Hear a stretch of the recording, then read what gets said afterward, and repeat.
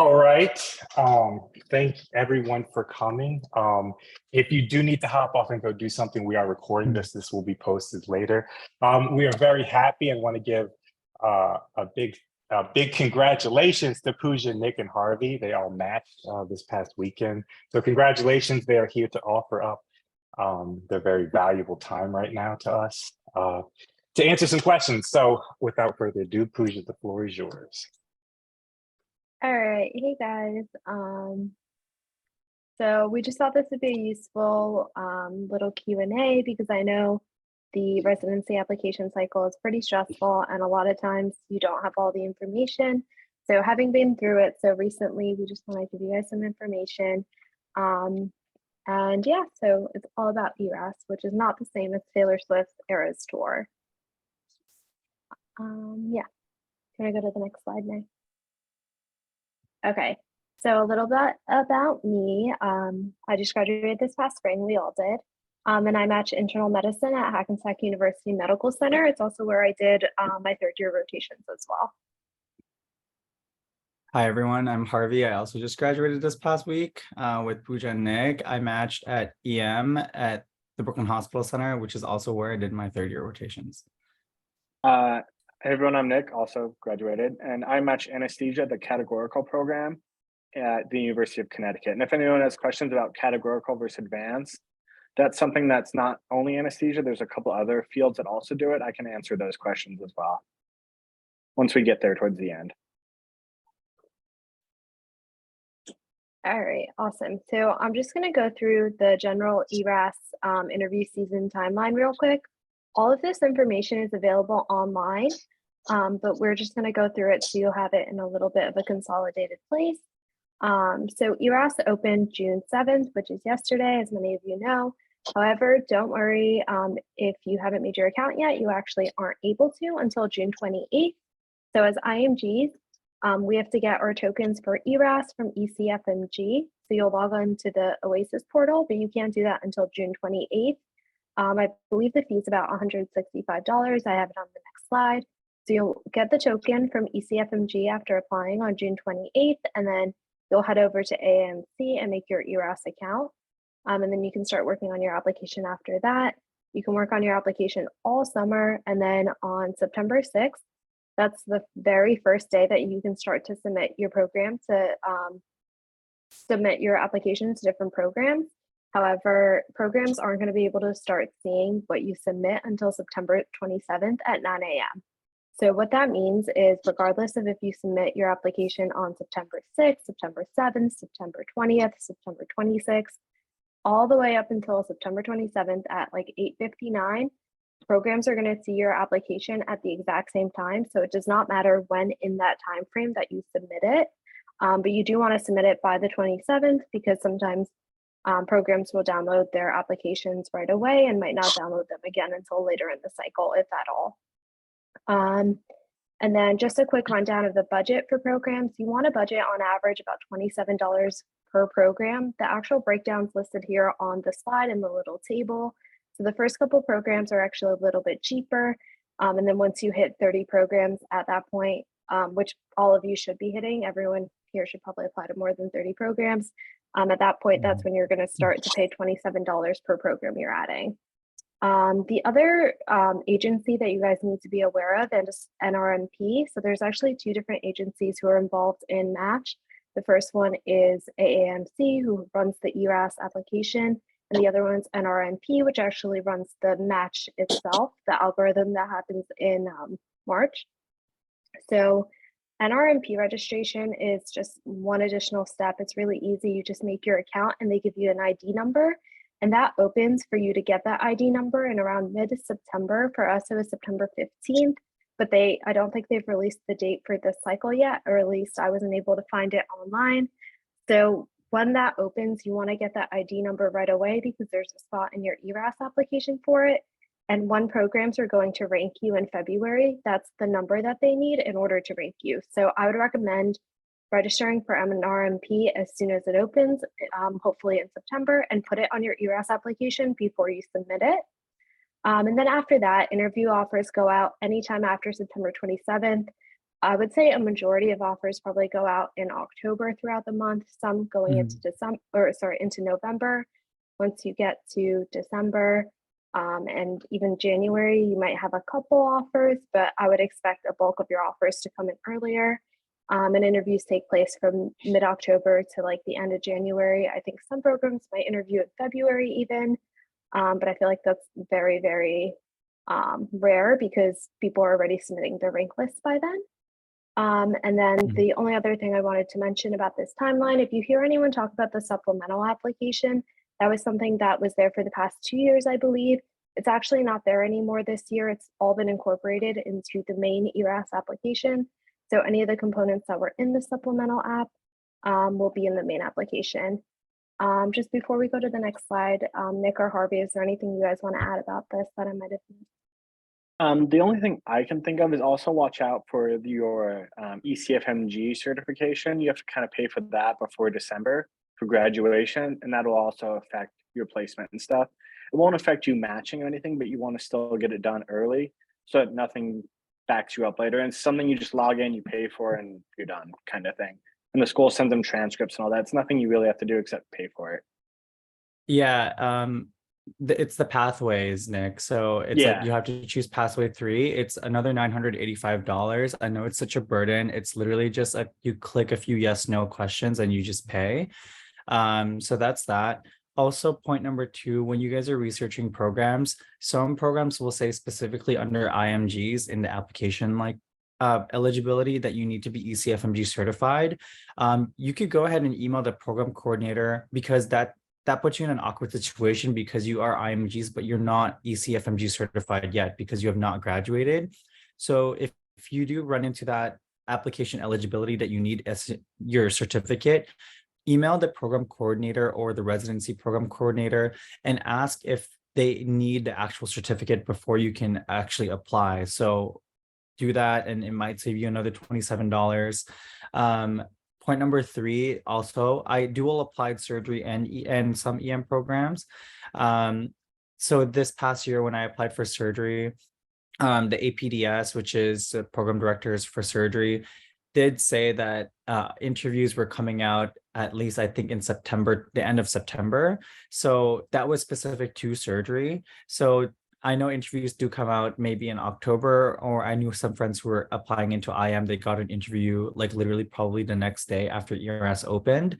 But don't be alarmed. So just look at what specialty that you're looking into. And they might have their own like specific interview release day. Just to piggyback off of that, since we're talking about interview invites, I would definitely recommend creating like a separate email for ERAS where you're not getting a lot of junk mail. And then once you submit your application to ERAS, keep those email notifications on, because the interviews are going to come in and a lot of the dates, especially the earlier dates, get filled really quickly. There is a rule where you can't, apparently now programs are not supposed to send out more interview invites than spots they have. I don't know if all programs follow it or not. They are supposed to. So it does alleviate the rush of trying to get an interview spot a little bit, but you want to make sure you have those notifications on. And as soon as you see the email, just step out and schedule your interview. Let your preceptors or attendings know beforehand that that's the case and make sure it's okay with them. But definitely have those notifications on. Yeah, so that's what I did, is I created a separate Gmail account for it, and I took Gmail off, my previous Gmail off the Gmail app on my iPhone, and only had my ERAS one signed in. So that if I saw Gmail notification come in, it was only for one thing. It was something to do with ERAS. And I knew I had to address it ASAP. And I even got an interview invite in October, and I logged in maybe 10 minutes after, because I think I was driving. Like I was stuck in I can't check my phone right now. I'm driving I was driving home from the hospital when I got it. And within that 10 minutes, I had to schedule one of the very last slots. So you really do want to hop in and get in when you can. Very true. Very true. I was scrubbed into a case, and then I didn't see the email 3 hours later, and I had to email the program coordinator to schedule me an interview. So this is why you don't do surgery. Okay, I think we're good to move on to the next slide. So this is just the different components of the ERAS application. If you guys want to follow along, you can type that URL that is in our header. Let me see if I can copy it. Okay, I can't copy it off of here, but if you go to that website, it's basically a PDF that was put out by AAMC that goes through all the different sections of the ERAS application. If you wanted to get like a sneak peek before the application opens on the 28th for IMGs, but I'm just going to go over the basic stuff. So first is demographic info, your name, your address, your visa status. So whether or not you require a visa for residency, and if so, which visas you can do. I think there's a couple of people who are unmuted. If you guys can go ahead and mute yourselves, thank you. And then the next section is just some like basic stuff, NRMP number. So that's what I was talking about earlier. It's like $70. You make the account in mid-September, just plug that number in as soon as you make the account. Your ECFMG number, which you guys should already have if you took step 1 and 2. If you're like BLS, ACLS, or PALS certified, you can put that in. Personally, I don't think it really makes a difference in terms of residency applications if you're certified or not, but they do have a spot for it. And then if you're a part of Gold Humanism Honor Society, you can put that as well. The next section is just biographic info, really. The only important thing here, I would say, is language and fluency. If you say you speak a language, make sure you actually speak it, because I've had friends ask to say sentences or phrases during interviews.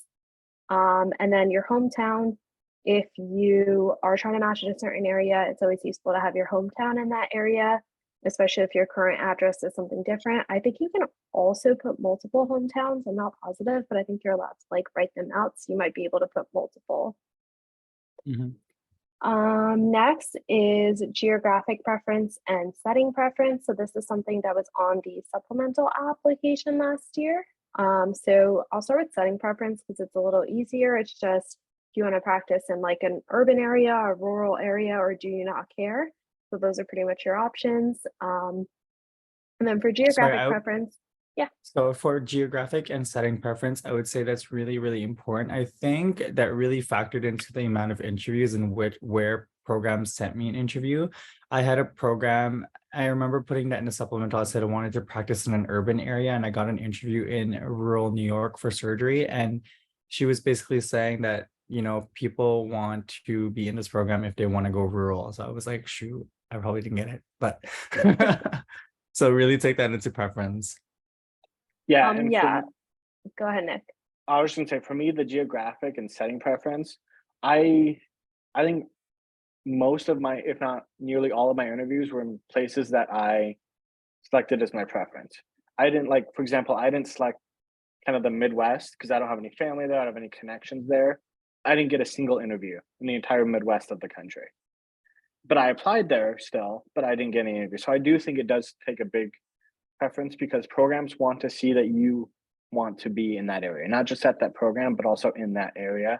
And they want to see that you have connections to the area so that you stay and practice in those areas. Yeah, so just definitely echo everything Nick and Harvey said. Just another point about it, you can actually, I think it's the same this year. You can select up to 3 geographic preferences. So they have the country divided into like these different regions. So for example, I'm from Jersey. I know that my region was considered like mid-Atlantic or something, and it's New York, New Jersey, and Pennsylvania, and that was all one region together. And then like there was like Northern Atlantic, which is basically everything up of New York, like Maine, Massachusetts, I'm guessing, all of that. And then there was another section that I picked that had Florida in it. I definitely agree your geographic preference matters, but I would say it's not enough to get you interviews if it's really obvious you want to stay somewhere. I'm from Jersey. I went to undergrad in Jersey. I did all my rotations in Jersey, electives and cores. So I pretty much only got interviews from New York, New Jersey, like Connecticut, Delaware, the surrounding areas. Even though I put Florida as one of my regions, I only got 2 interviews from Florida, none from other states in that region, even though I must have applied to like 20 or 30 of them. And I think it's because it was really obvious that I wanted to stay in this area. So I think that's also something else to take into consideration. If you do all your rotations in like one place and it's where you're from, that might also limit where you're getting interviews, even if you don't, even if you say you want to go other places, they might just not believe you. You also have to put a blurb as to why you chose that location. So like Pooja said, there's like geographical areas that are conglomerated into like one box that you can put. And underneath, when you click yes, it opens up like a paragraph bubble, and you have to say why you chose that. And I think for us, we can only choose like 3 geographical areas. And then you can choose you can have an explanation. And I think program directors can see what explanation, like why you chose those areas. So just be smart about your reasoning as to why you chose those areas as well. And then that's same for setting preference as well. I think you can also put a little blurb under that as well. It's not too long, maybe like 300 characters. So the next section is education, awards, professional membership. So this is where you could put, if you're an IEA, it's an honor society, you could put it there. You could also put it under your CV. If you were in an honor society in undergrad, you could put that there as well. You can also put other professional memberships. For example, if you're a part of like whatever the IM professional membership is, or EM or surgery, etc. For your specific field, you could put it there. For awards, you can really put any sort of award. I think there's 2 sections for like general awards and medical school awards. So you could put Dean's List or Chancellor's List, as well as any other awards you've gotten as well. Pretty straightforward. It's never too late to sign up for professional memberships. If you thought, oh, I'm going to go into IM, and then you do OB-GYN and you like OB-GYN, you want to apply that, sign up for that membership now. It's better to have it on there than not have it at all. And I'm not sure if it asks how long you've been a part of it for professional memberships. They do for some other things, but not for that. So the next section is your CV. So that's pretty much the bulk of, I feel like, what everyone is worried about. This year, they limit it to 10 activities. It's a little different than it was previously. I think we used to have 10 per category, but now it's just 10 total. It asks you like basic information about like your, like the organization, your position, the dates you did it, et cetera, et cetera.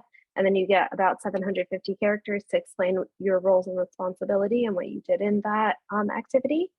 This is where you could put your research, you could put leadership, you could put medical experience, you could put work that you've done in the past, especially if you feel like the roles and responsibilities are something that are relevant. You might want to limit how far back you're going to go in your CV if you don't have that much. You probably don't want to be putting things from high school. I think unless it's like really, really medically relevant or like a really great skill you had or learned. You can add things from undergrad. I added plenty of things from undergrad if I thought they were relevant. Obviously, the limit of 10 makes it a little harder to add more things, but yeah. And then after that, you can pick up to 3 and explain why they were your most meaningful activities. But for these, you only get an additional 300 characters to explain why they were most meaningful. So that's like maybe 3 sentences. Yeah, it's not much, you guys. Literally, when we were filling this out in a supplemental, I was like fitting 3 sentences. Like, think about like how you can draft up a tweet on Twitter, and that's basically you explaining that meaningful experience. I know it's so shitty, but that's basically just how it goes. Side note for CV, this is kind of a big argument I've seen kind of all over it. Do I put everything or do I only put what's most pertinent? I don't think you can go wrong either way, as long as it's useful. I put stuff like my high school job. And I actually had a program director comment on it saying, I like that you put that on there because it shows me you've had work ethic for years. You've had to work for everything you've gotten. Nothing was kind of, oh, you went to college, you didn't work. Oh, you went to med school, you never worked. Like, he saw that I've had to work through everything. But I can also see why there's other things that may be more important that you've done. So it really just depends on what you're feeling. I don't think there's a right or a wrong answer. Yeah. All right. So for the next section, this is actually something that's new to ERAS, so I'm not going to have that much to say about it, but it's called an impactful experience, and you can write about 750 characters. And this is if you've had anything that basically made it a significant challenge for you to get to where you are today. Some of the examples that they gave specifically on the application was if you're from an underserved community, if you've had limited educational resources, educational opportunities, financial insecurity, food scarcity, if you're coming from a population that's underserved in medicine, etc. So that's something you can talk about, but they do say it's not limited to those things. I think if there's anything else that really made it significant, for example, if you had a really traumatic COVID experience, for example, since you guys were in medical school during COVID and that impacted your education, I definitely think that would be appropriate to talk about as well. And they do say that they don't expect everybody to fill out this section. I think especially since it is the first year that they've added it, I would say if you don't have something significant to say, I wouldn't fill it out just to say something because it might come off as like a little superficial compared to other people who have who've had significant struggles on their journey. But at the same time, if you have something to say, don't shy away from saying it. I definitely think it could help applications if interviewers get to see a different side of you and kind of see your journey to get to where you are. And That's true. and the one thing that I kind of had a lot of questions about that I used as an answer was like all of us at SGU, at least I know the ones that were my term and kind of the term behind me who were term ones at the time, when we got evacuated from the island, like med schools in the US, they just kind of stopped coming in, right? We went through a little evacuation, flying home, trying to get all that. So you can talk a little bit about that, either maybe this or during your interview, like hardships you went through. And that's one thing that like we don't think about because we all went through it together. Like I can sit here and talk to Pooja and be like, do you remember sitting in the airport and waiting for blah, blah, blah, and how stupid that was and how crazy it was and how the flights got canceled and then we were rescheduled. And then we were told we're not going home. Oh, we're going home. Nobody really else outside of the Caribbean med schools went through that. So that is a very big experience that we all went through. And it's something that you can talk about a little bit. Okay, so the next section is publications. So this is pretty straightforward. If you have any sort of publication, you can list it here. Posters, activities, journals, etc. Book chapters, whatever. And then I realized the one thing I forgot to put on here that I saw on the application was signals. So I just want to talk about that before I forget. So I can talk about my signal experience and IM, and then I guess Nick and Harvey, I don't know if your specialties had signals as well. But so for internal medicine last year, we got 7 signals. Basically what a signal is you're letting the program know, hey, I'm interested in you for whatever reason. So for internal medicine, we got 7 of them, and we were advised not to do any programs that we rotated at. So that was a specialty specific thing for internal medicine. I don't know if it's the same this year, but I would look into it. So I rotated at Hackensack and Jersey City at that point. So I did not signal those programs because the idea is that if you rotated somewhere, obviously you're interested. And then everyone has different strategies for picking signals. I kind of think I did mine wrong, but I kind of picked programs in my area in Jersey that I wanted to go to. So 6 out of my 7 signals were from New Jersey. And one of them was from, it was a program in Pennsylvania that's like a university program that IMGs don't usually match in. And I actually got an interview there. So what I wish I had done in retrospect is kind of signaled a lot more of the REACH programs, because at the end of the day, I think a lot of the programs I did signal in New Jersey would have given me an interview either way. So I think I wish I signaled a little bit more, some more REACH programs that I would not have interviewed at otherwise. But yeah, people would do it either way. Yeah, for Gen Surge, I had 5 signals, and I pretty much, I think, or mine were like REACH signals, and I was able to get interviews from the 3 out of the 5. So I agree with Pooja. If anything, you should just, don't signal the places that you rotated at, because obviously they're going to see how you do anyways. Signal places where you don't think that you're going to rotate at, so they can, kind of ping your notification, or I don't even know how the programs see it, to be honest. But yeah, I was able to get 3 out of 5 in like my REACH signals. I think for mine, I think I got 3 out of 5 as well for my signals for anesthesia. But the other two, I literally never heard a word from. Like at most places will send you, good luck. We wish you well. We're not going to interview you. I didn't even get that. Like I got completely ghosted by these programs. I was like, did I even apply to you? Like, hi, I'm here. Yeah, you guys will get ghosted, don't worry. But another thing I heard is also use your signals strategically. Use it for a program that you really want. Don't use it at like Harvard, because think there's going to be 14,000 people at Signal Harvard versus if you want to be at a community hospital near where you grew up and it has a residency program, Signal Johnsville Community Hospital, and they're gonna be like, ooh, you're 1 of 2 signals. You must really want to come here. So that's another way to really use them as well. Yeah, you just got to be really smart. I know it's going to be tough, but you got to be really smart. It's like you think of it as like your pre-ranking feelings. Like when you get to in February, when you start to rank, think about how you only have like 5 signals or like X amount of signals, and you got to rank which ones you want to send them to. All right, so then on the next slide, we'll talk about personal statement. So I'm going to go ahead and talk about like my personal statement and what I did.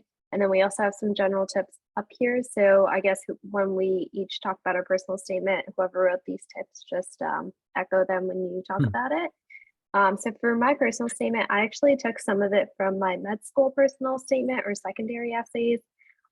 It doesn't work for everyone. I know some people don't recommend it, but depending on what your personal statement from med school was, some of it might be applicable. The reason I was able to use a lot of mine was because some of the programs I applied to had specialty tracks that were kind of like accelerated residency matching. And for those, I wrote about internal medicine.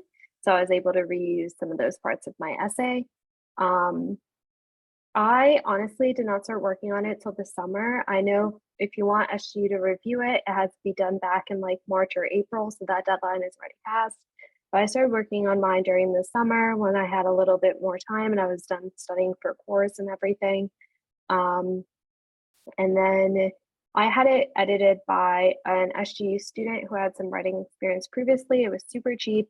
My plan was if I didn't like the way edits were going with her, since it was like a more affordable option, I would then go to some of the more expensive editing options out there. But it worked out. I liked her edits. I thought they really helped me. And then I also had several other friends who were in medical school read my personal statement. Honestly, I think that is the most useful thing you can do.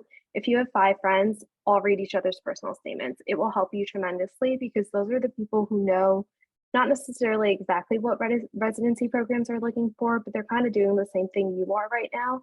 So it's honestly, I feel like that was probably the most helpful thing for me in terms of editing my personal statement. And the only other thing I want to say is if you are applying to multiple specialties, please make sure you have multiple personal statements. You probably shouldn't be submitting the same personal statements to both of them. They can be similar, but they should not be the same. And then the other thing I want to touch on, some people do individualized personal statements for every single program they apply to. I didn't. I think it might be a little excessive and be a lot of work, but I think if there's a couple programs that are like your top programs, like the ones you're like thinking about signaling, for example, you could potentially do like maybe 2 or 3 personalized personal statements where you talk about that program specifically. You don't have to, most people don't, but that's something else that can make you stand out.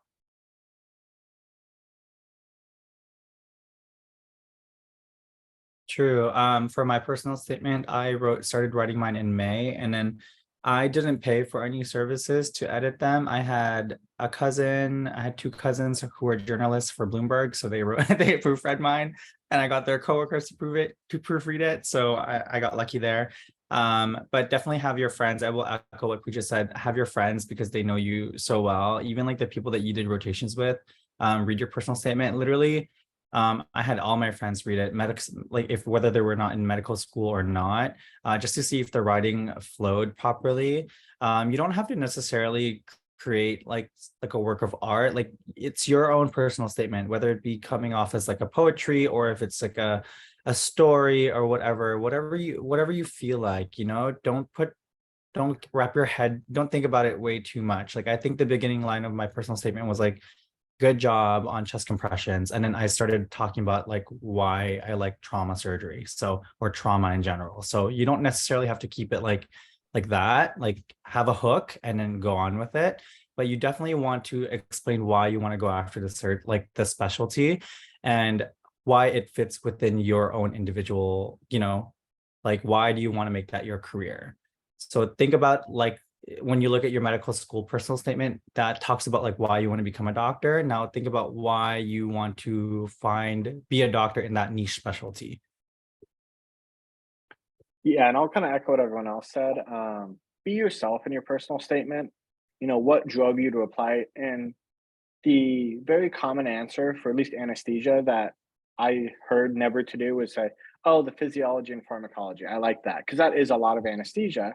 But you know how many hundreds of people, thousands of people probably put that in their personal statement? A lot of them. So I turned it around and made a joke out of it. In my personal statement, I was like, I could say this, but that's not really why. And then I drove into the answer of why I want to go into anesthesia.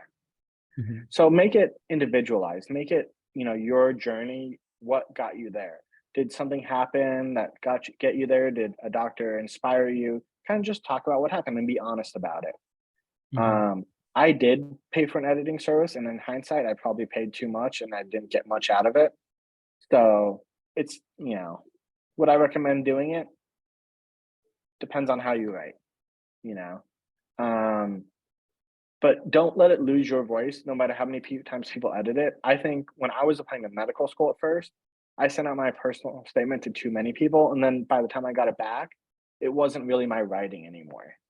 So don't let it lose your voice as well, even though you edit sending it out to people. Right.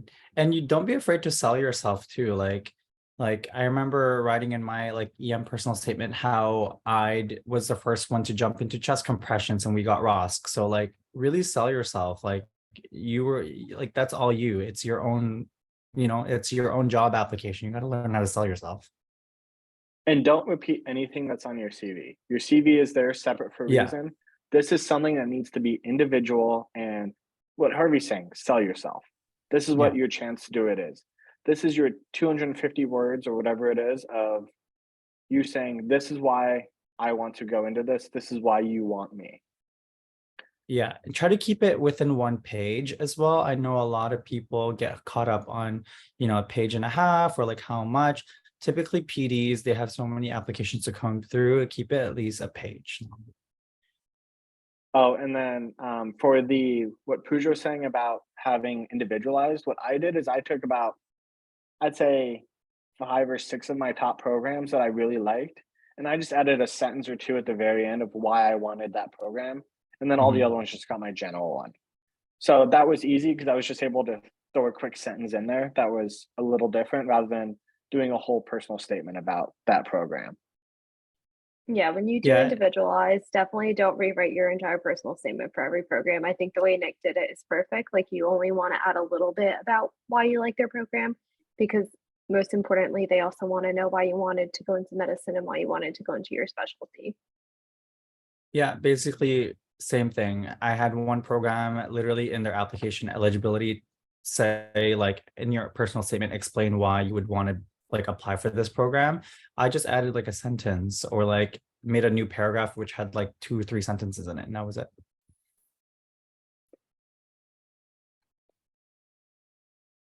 So next is letters of recommendation. So I got my letters of recommendation primarily from clerkship directors. It's kind of the lazy way to do it, but it was easy and it guaranteed that I wasn't worried about my letter writers flaking, because as clerkship directors, they write a bunch of letters every year. They know when the deadlines are and they'll make sure they get it in on time. So for IM, I had my IM clerkship director write a letter. I had 2 other clerkship directors write a letter. And then I also got a letter from my sub-I as well, since I do think a 4th year letter is good as well. But the important thing to keep track of is that make sure your letter writers are submitting letters early. I would say try to get them in by like the beginning of September, because it takes an extra 1 or 2 weeks for the for after your letter writers write them and upload them, it takes like that time for ECFMG to process the letters and for them to appear on ERAS for you to assign them. So even if your letter writer submits it on September 26th, right before ERAS is like due, your programs aren't going to see it then. It's still going to take them a week or two to be able to see it. And that's going to make your application not necessarily like incomplete, but it might not have everything that they want. And if they review your application for some reason on September 27th and they see you don't have all your letters in, that might be an automatic no. And maybe if you get lucky and they don't review your application for another month, it's okay that your letters came in a little later. But obviously things happen, but just try your best to get them in as early as possible. That's true. That's the annoying part of the LORs portion in ERAS, is because once your letter writers do upload it on ERAS, ECFMG takes like so long to just, I don't know what they do back there in the back office, but they take so long to approve it. And then you'll get an email saying your letter of recommendation is now uploaded to ERAS. Like, what's taking so long? I don't know why. Sometimes it takes a week, sometimes it takes less than a week, sometimes 2 weeks. So get on it right away, just because you do have that they do get backlogged. Also, if you do it earlier in the cycle, they have fewer letters that they're going through, and I think they come through faster. But once you get to September, they take more time, probably because they're going through so many letters that everyone's like screaming to get them in. And everyone on Facebook, I think on the SU clinical page, are asking a lot about letter writers. The best way to ask is in person. If you cannot find them in person, email them and then just be like, hey, I did a rotation with you. I did my surgery rotation with you. I worked with you for a week, and give them a reminder of like who you are. Like be like, oh, I scrubbed in on you on this case. You taught me how to do this. Or if you did IM, just be like, I was with you in 2 weeks of like infectious disease and we worked together and we saw this cool case together. So like remind them of who you are. If you could find an experience that you did with them, that would be great. And that just makes them like remember you more, because again, a lot of the SGU hospitals that we rotate at, there's tons and tons of students and these attendings cannot keep up. So don't text them. I think I saw a question that was like, can we text an attending? No, just be formal. You Also, can text them. off of that. Sorry, I was just gonna say, going off of that, if you're applying this year and you're asking your letters right now, there's nothing you can do about it, obviously. But if you're a third-year student or if you're applying next cycle, ask your letter writers when you're rotating with them. Do not wait until ERAS opens and it's been 6 months since you've seen them to ask, because they will not remember you. If you ask them when you work with them, at least maybe they'll take down notes, maybe they'll write like a quick draft of the letter so they have something later on to work on. But don't ask them now if you have the option. If you are kind of at that point where you didn't ask people and are like kind of like scrambling to find people, then fine. But if you have the option, ask sooner. And I was gonna say, it's okay to text them once you've asked them in person to follow up, like, hey, have you had a chance to do this? Hey, do you need any more information? But, you know, doing nice, like, hey, I'm just following up, making sure you receive my CV, making sure you receive the letter instruction thingy. In a way to poke them and prod them, but not in a, hey, where's my letter? Yeah. Also, in addition to the email, if you wanted to email your attending, make sure you add your CV. Not the one from ERAS. You can, if you've already done it, add your CV and also add a personal statement. If you're on Gmail, like upload a headshot of your picture. So in your icon, they remember who you are. They can put a face. If you don't have a headshot yet, add a picture of like your hospital badge ID or something like that. Something to like, so they put a face into the name. Also, it doesn't hurt to give your letter writer like any extra information that you think might be helpful when they're writing the letter. One of my letter writers, my clerkship director for IM, specifically requested all students to talk about a meaningful patient encounter that we had and like what we learned from it, so she could kind of talk about it in our letters, which I thought was a great idea. Even if they don't ask for that, like I think Harvey mentioned, you can always mention memorable cases or patients you saw and like what you took away from it, so they have things to draw on for your letter, so it could be a stronger letter. And then I guess something else I'll mention for IM specifically, people, programs want like a chair letter or whatever. I had mine written by SGU. I just reached out to my MSPE letter writer and they wrote it for me. It was super, super generic. So I only sent it to programs that absolutely, absolutely required it. If they said it was strongly recommended, I did not send it because the letter is super generic and then it takes the spot of another letter that could be stronger. And that's kind of what SG recommended as well. That's what my MSPE writer told me. He said to only send it to programs that was really required at. I've heard something about how you can meet with the chair and get like a personalized one. I don't know too much about that, but if that's something you're interested in, maybe like look into it and see if you can get one from like the SGU chairs for like each department. And then for me, for anesthesia, I did a letter in anesthesia like directly. I actually had two, and then I did one that was outside of anesthesia. I did an orthopedic surgery letter because you just want to show that you're not only trying in whatever you're applying to, you're trying throughout medical school. You're trying to broaden your education and do well in everything.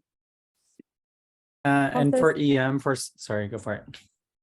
I was just going to say real quick, someone messaged me and asked if we have a draft personal statement. Should you just email them the draft? Yes. When I emailed my letter writers, I had like a bare minimum draft of my personal statement. I let them know it was a working draft and I just sent them that. But almost all of them required it. So you should definitely have a draft ready to send them. For EM, getting your slows like right away. I know last year it was such a tricky situation because slows, they're not hard to fill out. They're very generic. They're literally just drop down menus for EM, like for EM people, but get them in as soon as possible. So I know you don't get a slow in your, like, if you rotate in third year, you don't get a slow, like it needs to be a fourth year rotation. So I think this year for EM, they limit it to at least two, or you need to have at least two slows. If you only have one and you have another one coming and ERAS already open, you can go ahead and message the programs that you've emailed. You can email the programs that you've applied for and say there's a slow that's upcoming, and they can update your file and then get that in. So you can have a slow and then get your other letters of recommendation from other specialties, and that will work too. So don't worry, you just need at least like one slow.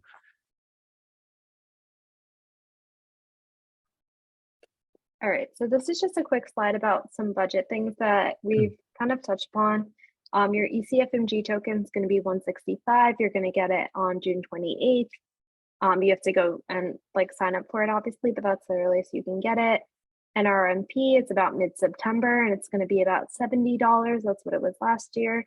It covers the first 20 programs that you rank when you get to February, and then any programs beyond 20 you have to pay extra for. It's going to be an extra $30 per rank. That's like kind of way far out for you guys. You don't have to worry about how you're going to rank or if you're going to rank everything. But not everyone chooses to rank every program. I personally did, but so I paid the extra $30 for a couple programs, but you don't have to. If you want to stop at 20, you can save yourself some money.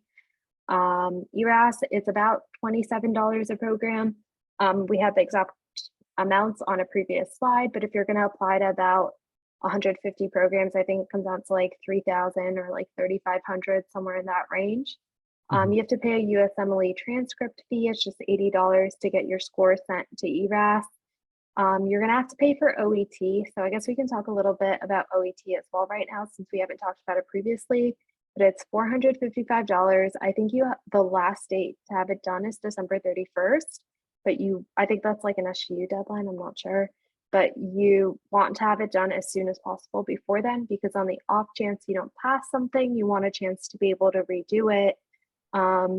There's like 4 sections: reading, writing, listening, and speaking. If you're a native English speaker, all of them should be very easy, except maybe writing, because it's like they want it in a very specific format. So if you review the format beforehand, it should be super easy. I think I studied for literally an hour. I did the practice test that they have on the website, and that was it the day before. Do you guys have anything else about OET, like any advice or anything? It's so stupid. Please just worry about the writing section. That's where a lot of the people fail. Yeah, just do the practice stuff they have online. It's stupid. It's pointless. It's so easy.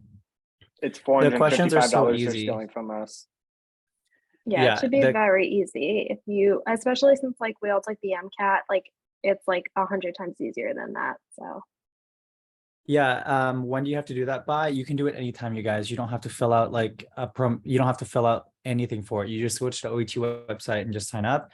The questions are very, very easy. Like it's a listening, reading, speaking, and they basically feed you the answers right there. So it's a waste of your time, like 3 hours, but you got to do it.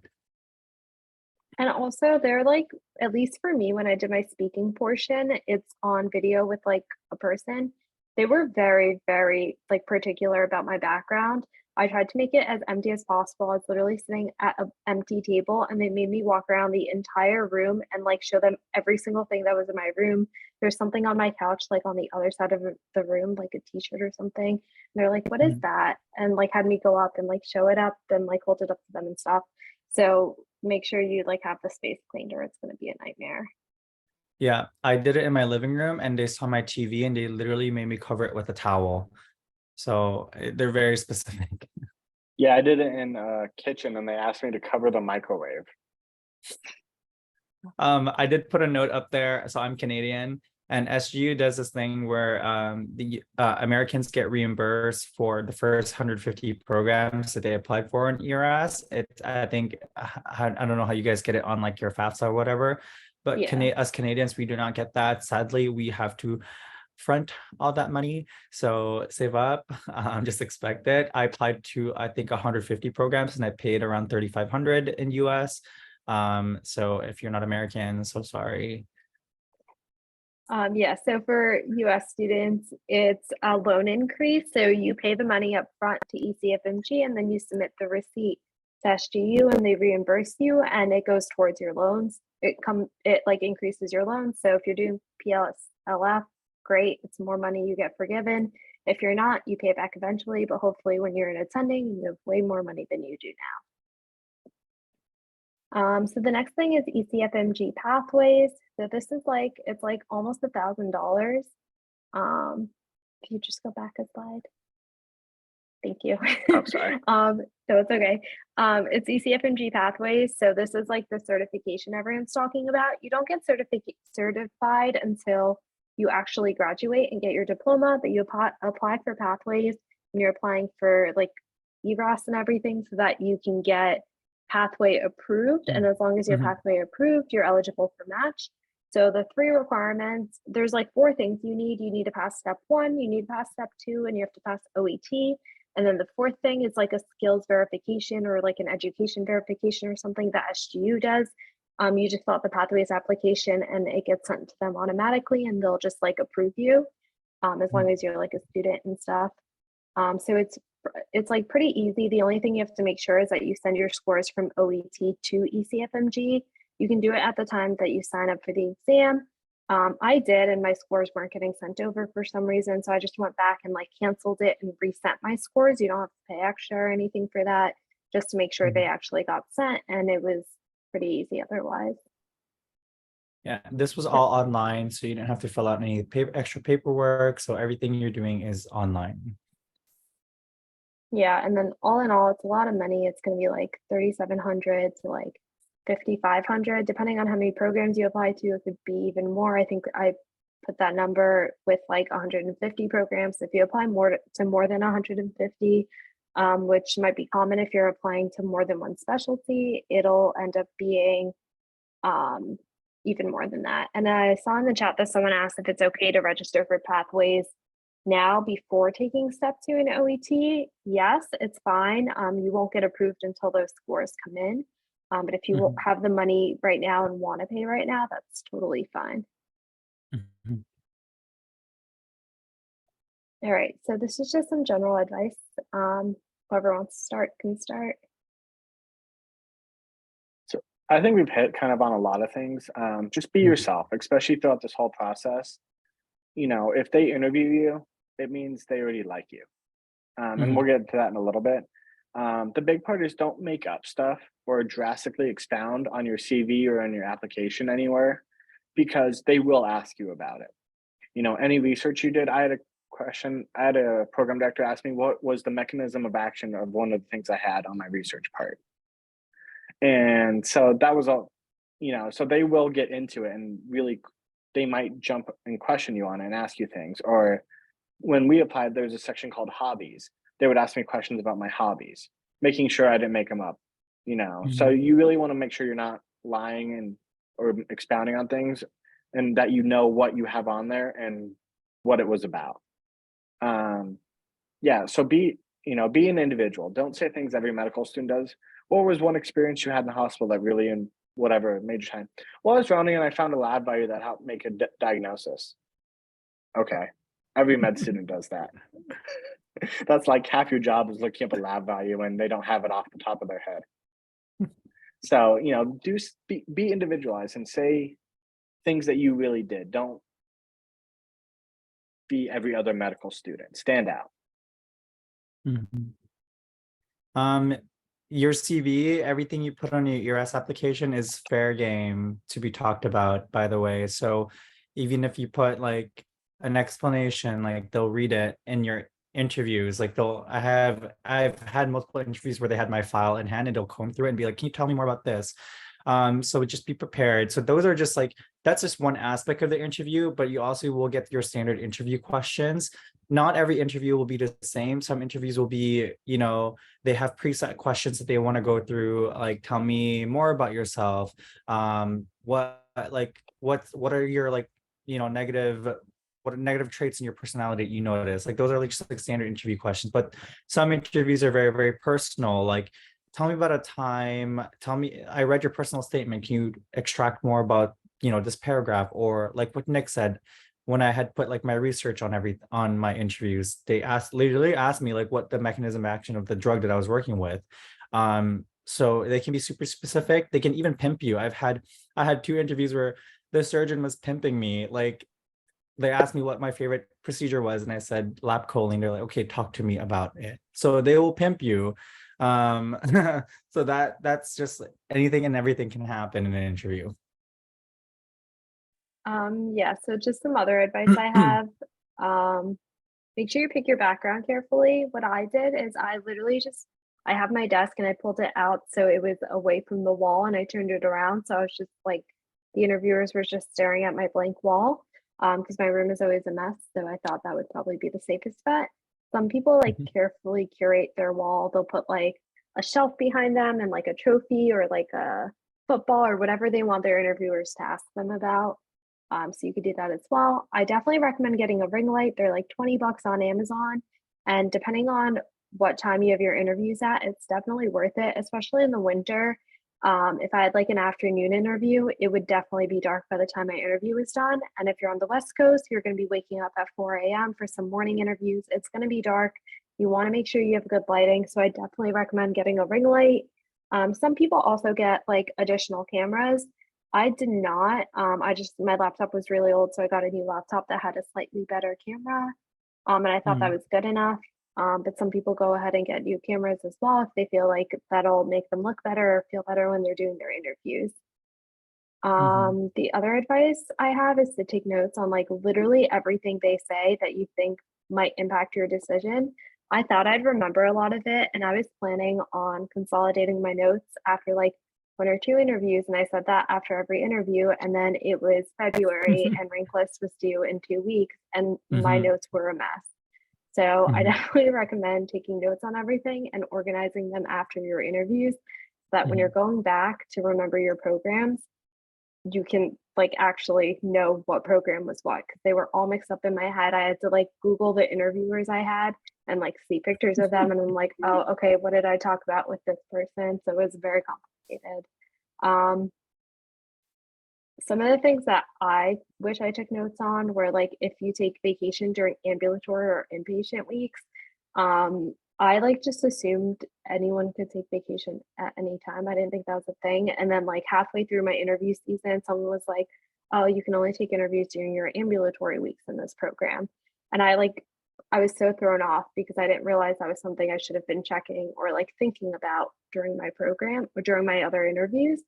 Other things that are, I mean, you don't have to take notes on, but I wish I took better notes on were like meal stipends, relocation stipends, education funds, etc.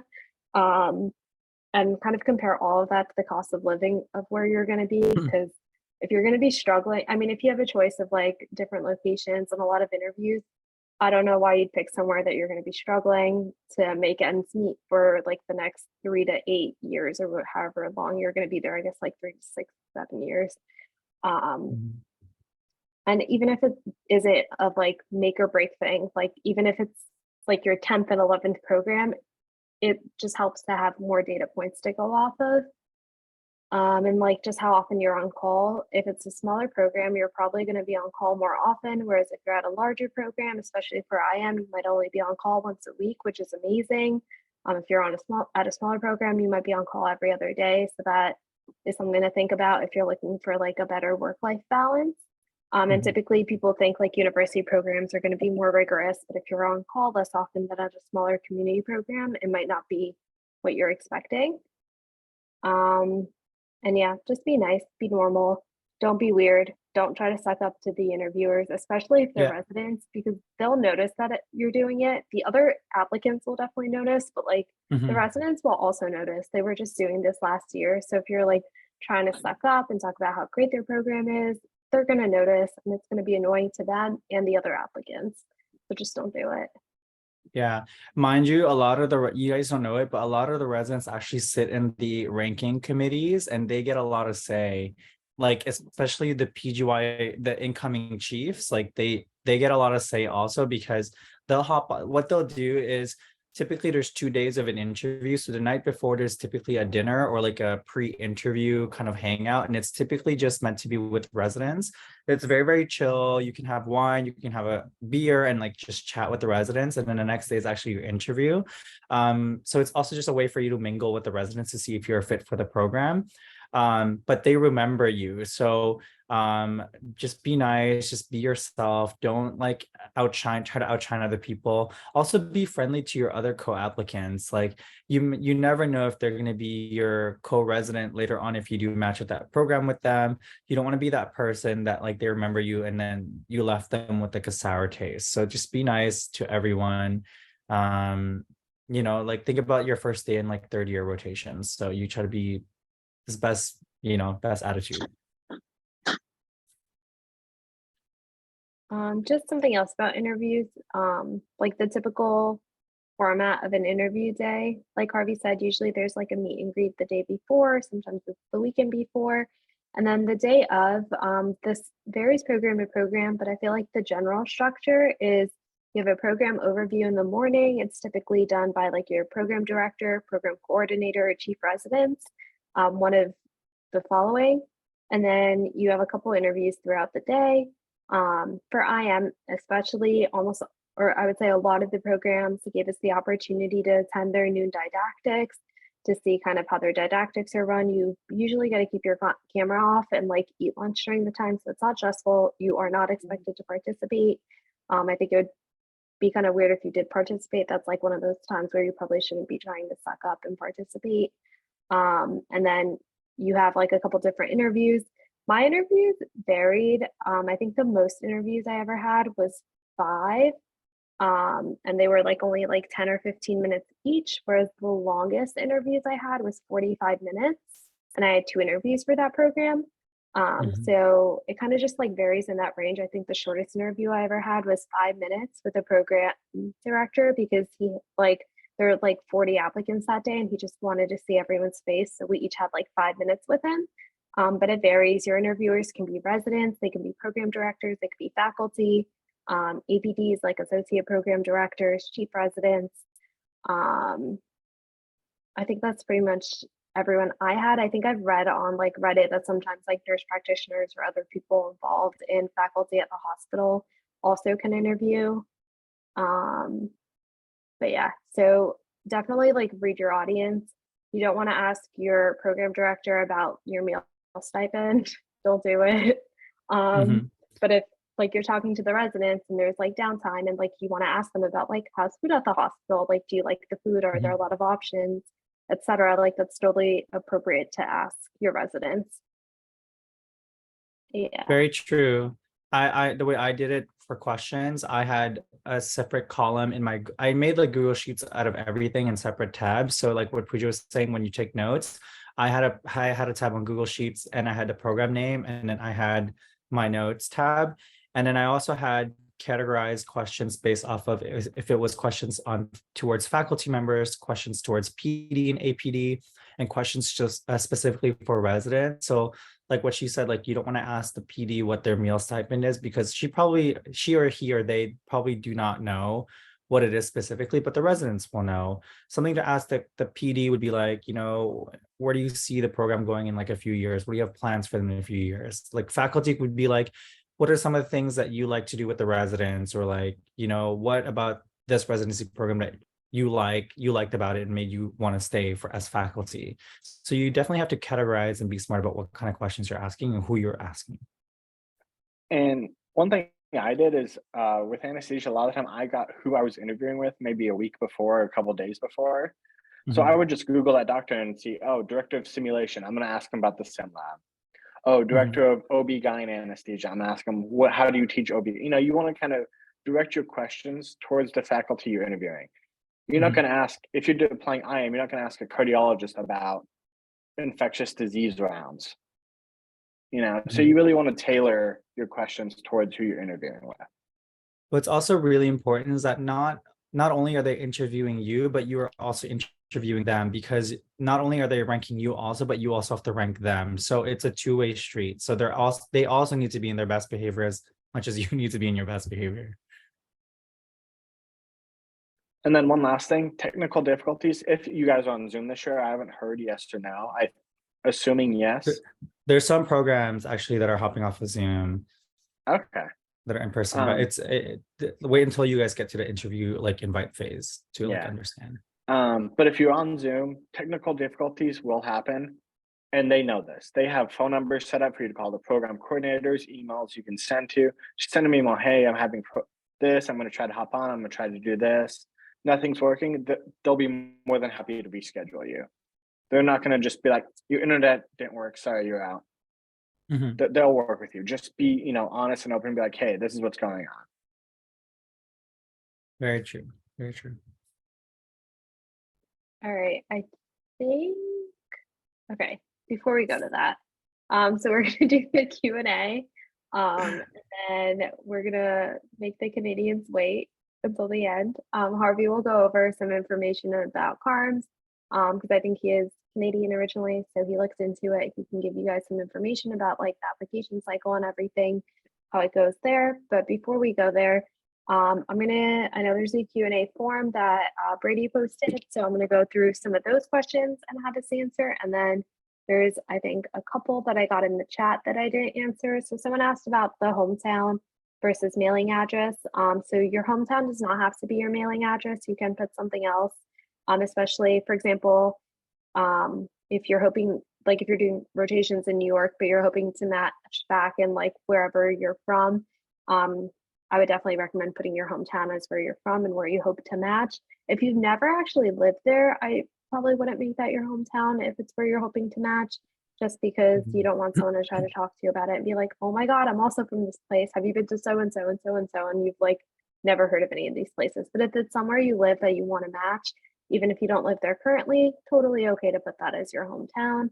And then another question I got was about scheduling interviews during rotations pretty much. So basically our clinical site's flexible with scheduling interviews. So I tried to schedule lighter rotations during interview season. I thought a great one was EM because it shifts. So if you need a day off for an interview, great. You can just make up a shift that night or on the weekend, whatever. It's super flexible. I also did healthcare leadership at Jersey City, which was very flexible because there was only a couple days you have to go in person. So you had plenty of downtime to do interviews and stuff. So I would definitely recommend scheduling lighter rotations. And also I would reach out to your attending to talk about getting the day off. Not necessarily the coordinators, just because it's easier to work out with the attending if you need to make the day up, what days you're making up, etc. I think typically If you reach out to the coordinators, they'll tell you can only take, I think, up to 2 days off. That's what I was told in most of my rotations. That was like the official guideline from SGU. But if you reach out to the attendings, you could probably work it out with them to do like other makeup work or like make up the shifts or whatever you need to do to make sure you get those days off. Very few people I know have not been able to get the days off they need for interviews, but you have to be willing to be flexible. If they tell you you have to make it up, you have to make it up. Do you guys have any experience with that you want to jump in with? So I kind of did the opposite of Pooja. I scheduled some of my more busy electives during interview season. And I either tried to schedule my interviews a little bit before. I had like a week off before I started, so I scheduled them then. Or if I had to schedule them during the rotations, I was just honestly like, hey, which hospitals will tell you their policy. And I would say 9.9 times out of 10, they're going to say, yeah, take it off, go interview, come in later if you have to. They want you to match. They want you to succeed because then it looks good on them. I agree. I was also same boat as Nick. I did all surgery rotations during interview season. So like there were times where I was like the only sub-I like leading the team of like MS3s. So yeah, I contacted more. I talked to the attendings more, and mainly the chief residents also. They were super chill about it. There was one rotation I was at where I was only supposed to be given like 2 days off, but I didn't follow it. I just asked the attending and I just asked the chief residents. They were like, yeah, go ahead and go home. So literally, yes, they will never say no for you to like take time off for like interviews, because it's also it's your job. So be selfish. I think that's also kind of a red flag if you are rotating at a place that has residents and they don't let you take time off for interviews. If you match there and you're a resident taking time off for fellowship interviews, are you going to run into the same problem then? I do know certain programs where residents had that issue. They couldn't go to fellowship interviews because they couldn't get the day off. So if they're not letting you take the time off as a medical student, you might want to question whether it'd get any better as a resident there as well. Yeah. Or yeah, like what Nick said, you can ask to compromise with them. Majority of the interviews are in the morning anyway. So if you can say, hey, I'm going to be here from like 7 a.m. till 12, but I can come in later in the afternoon or something like that. If it's not EM, if you're not doing shift work. So the next question is, what did you guys research when looking at programs? So yeah, basically, if you guys want to go through just how you picked your programs and where to apply. Yeah, so for me, for anesthesia, there's only about, I think 160, 170 programs across the country. So there's not a lot of spots to begin with. And so the first thing I did was I crossed off states I personally would never, ever live in. So, things that I could have matched in that state and they could have paid me $100,000 a year and I still would not go there because I absolutely did not want to go to those areas. So that took off a few. And then one of the really good tools I found is called a Residency Explorer. It's by AAMC and ERAS, and it just gives you statistics of how you compare with your step scores, with how you compare of how much research you've done, how you compare of how many IMGs has this place taken, what's their demographics of their current residents, stuff like that. And it really just helps break it down. But really for me, for anesthesia, I just kind of applied to all of them because there was so few versus like IM where there's a lot more programs. You can really use those kind of tools to narrow down where you want to apply beyond just location. Yeah, for me, I also use Residency Explorer and I also use FREIDA, FREIDA through AAMC. But what was different from mine and from Nick and Pooja's was probably I had to check off if the program accepted or sponsored J1s. So for surgery, I remember there were like 300 programs in surgery. And then if you had clicked which program sponsored a J1, it had cut it down to like 150. So really pay that into consideration. And after I had done filtered out all the programs who didn't sponsor a J1 visa, I literally crossed out all the states that I did not want to live in. So definitely take into consideration your quality of life, definitely. like I don't see myself living like West Virginia or like, you know, like those states, just because don't want to live there. So you definitely have to pay attention. So I know there's 150 programs per se for your program that you're interested in, but doesn't mean that you should apply. I mean, you could if you want to, but like God forbid you match there and you're like, oh my God, I definitely did not want to be here. So mind you, when you match, it's a contract, right? So you cannot be like, oop, I'm gonna like not take that and then switch. You can after, but it makes it more complicated. So like do your due diligence right now. That's basically how I did it. J1, filtered out the states. And then once I figured out which states I wanted to apply for, I looked at the programs underneath those states, see if I met the eligibility criteria. I know for some programs, they had a minimum step 1 and step 2 score. I guess for you guys, step 1 is pass fail for you. So some programs definitely did say they had a minimum cutoff for step scores. So definitely consider that. Also, if you needed an ECFMG certificate, again, that's a little bit tricky. Just email the program coordinator to see if you still qualify. Just say, I am in the process. I'm currently still in medical school, so I don't have it. Can I still apply? And they'll just say yes, no, whatever. Basically how I did that. So I also used Frida and Residency Explorer. Some other things I did, I'm from New Jersey. I want to match here, so I just applied to every program in the state. And then I went through SGU's match list for IM and looked at all the programs there and kind of picked which of those programs had a lot of applicants match. And also I felt like I would want to live in those states or be in those areas also, and applied to those. And then I think SGU also has this other thing called like Residency Advisor or something, where you plug in your stats and you like send them your state preferences, and then they send you a list of programs they think you should apply to based on where other SGU students have matched or interviewed in previous years, based on your statistics. And then I also just like went through all of those and decided that way. In total, I applied to 97 IM programs. And I think most people apply to at least like 70 or 80 programs, depending on what specialty and stats, up to anywhere to like 150 or 200. I think there's data somewhere out there about how like past a certain point, it doesn't matter how many you apply to, it's not going to increase your chances of matching. So if you're looking to save money, look into like what that number might be maybe.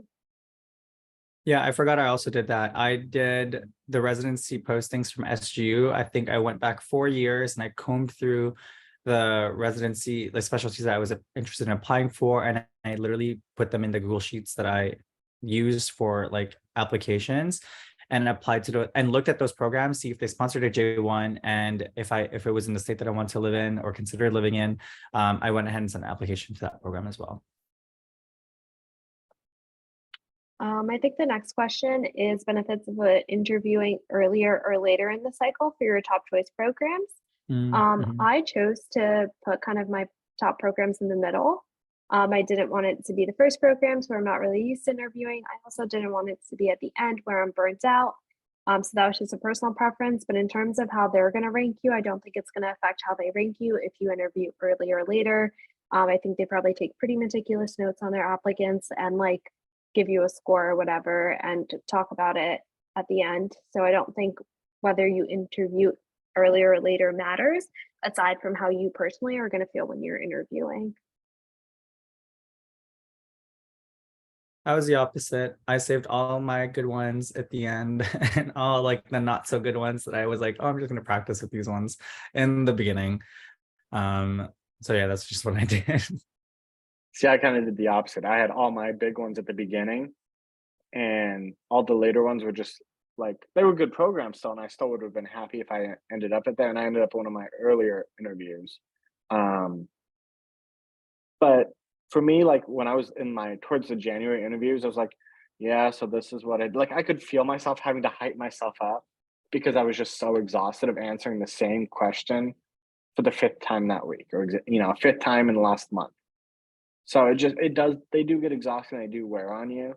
If I was to go back, I'd probably do it more like Pooja, where you have a few kind of maybe lighter ones, programs you're interested in, but maybe not some of your top ones first, just to like, what are they going to ask me? Okay, am I prepared?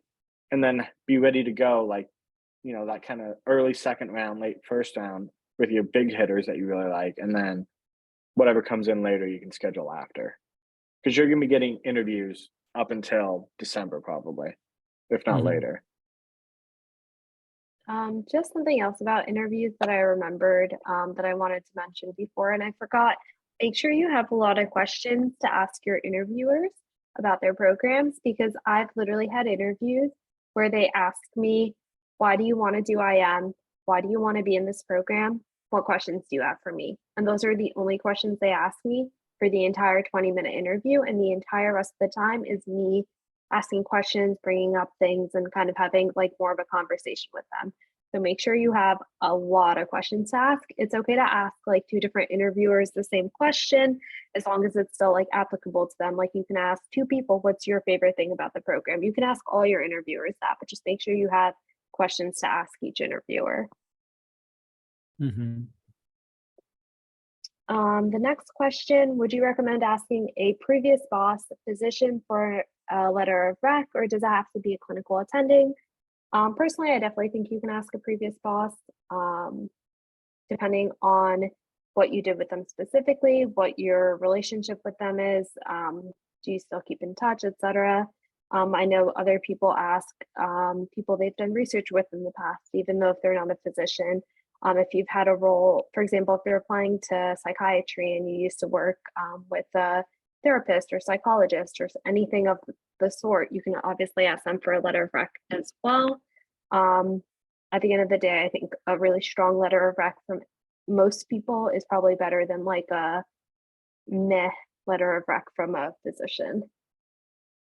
Yeah, you guys can see, I think AMC, or sorry, yeah, I think AMC puts out a survey from the program directors, and the program directors rank the level of like how important they consider applicants, or like what part of the applicant's application is really important. So I think the number 1 was step scores, and underneath that was the letters of recommendation.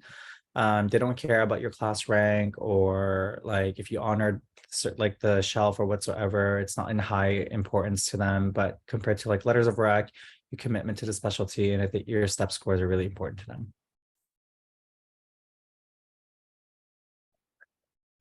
So next question, since interviews are also influenced by where you live, if my permanent address is in Canada, how would I go about it? Harvey, do you want to tackle that one? Yeah, so I put my hometown in ERAS as New York, because that's where I did my entire 3rd and 4th year rotations.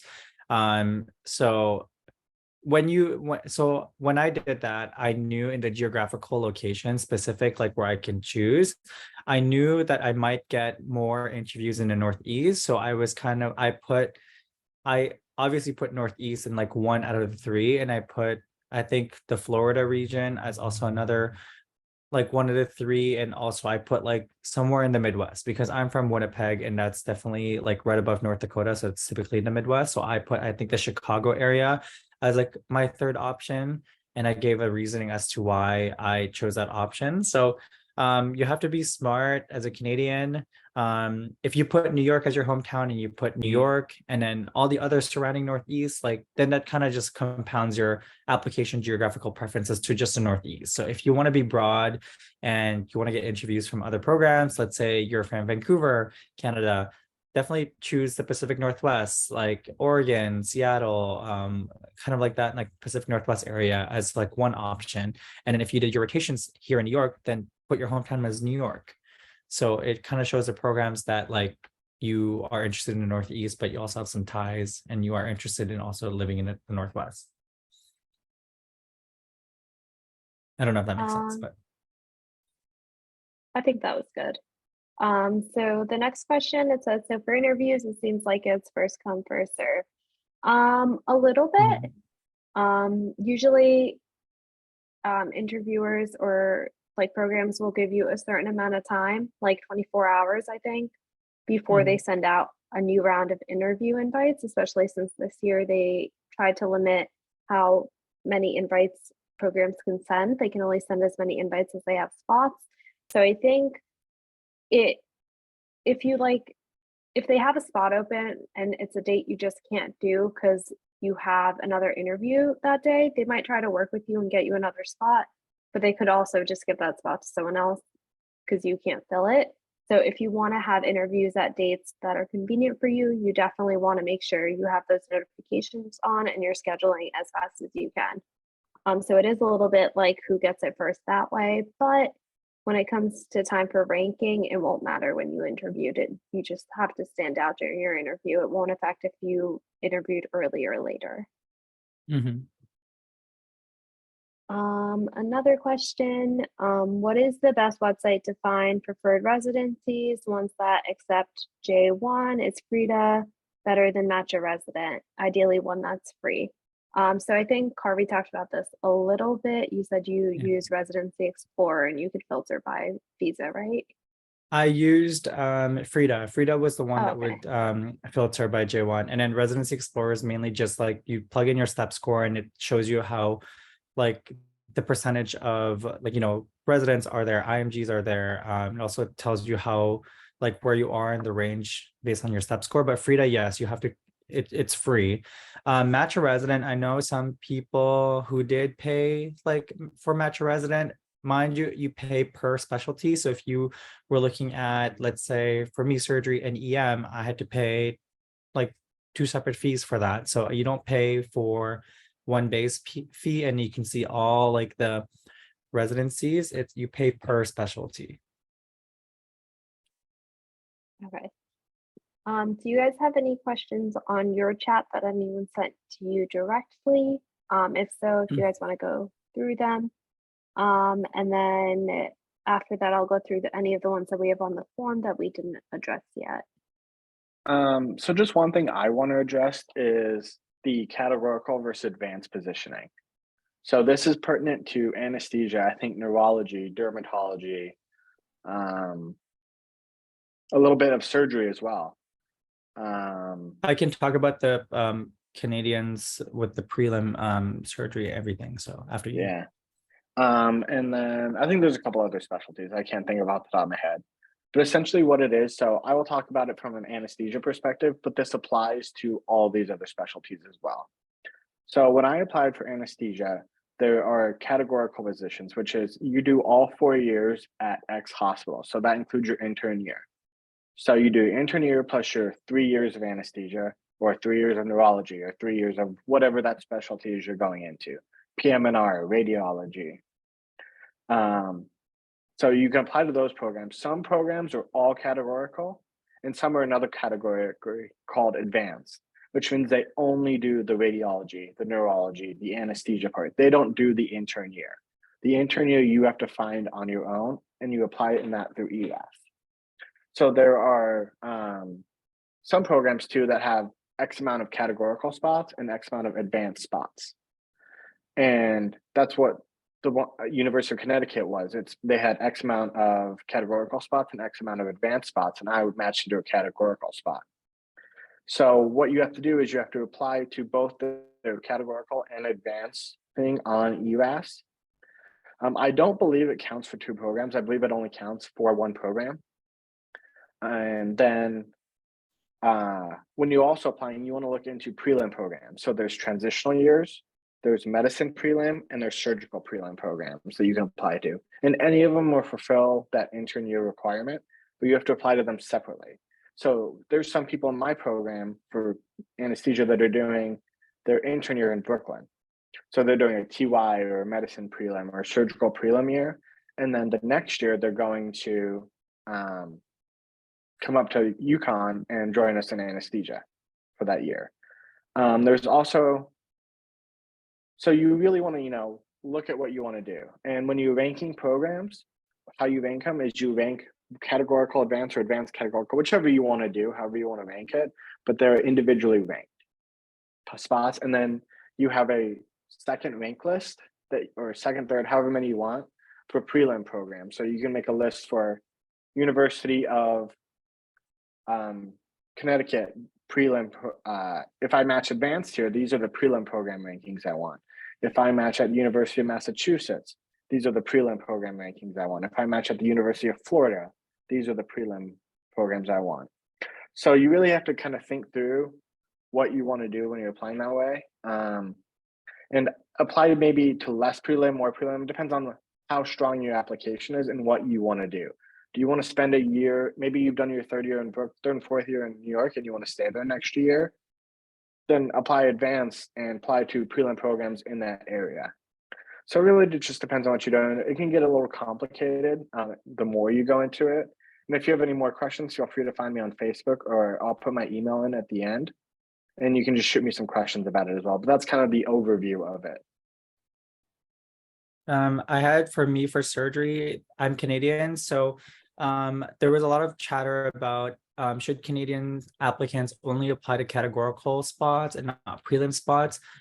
Yes, that's true. I only applied to all categoricals. I did not apply to any prelims. Thus, my surgery interviews were all categorical, mainly because of the J1 visa, and the J1 really fucks you up.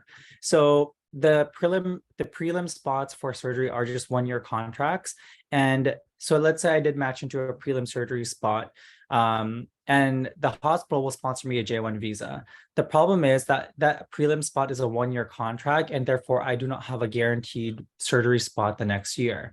So I would have to reapply that coming match cycle while I'm in my first prelim, like my prelim year. The problem is the J1 visa prevents you from reapplying to the same specialty. So if you're a prelim surgery applicant, or if you're a prelim surgery reapplicant and you're on a J1, you cannot apply to the same specialty. It prevents you. So it makes more sense if you are applying surgery as a Canadian, or if you need to be on a J1 and you want to apply surgery, you should apply to a categorical spot and have your backup be another specialty, IM prelim, or IM categorical, or whatever other specialty. And let's say you did match into like an IM preliminary. Okay, cool. You do your IM preliminary year and you didn't match into a categorical surgery.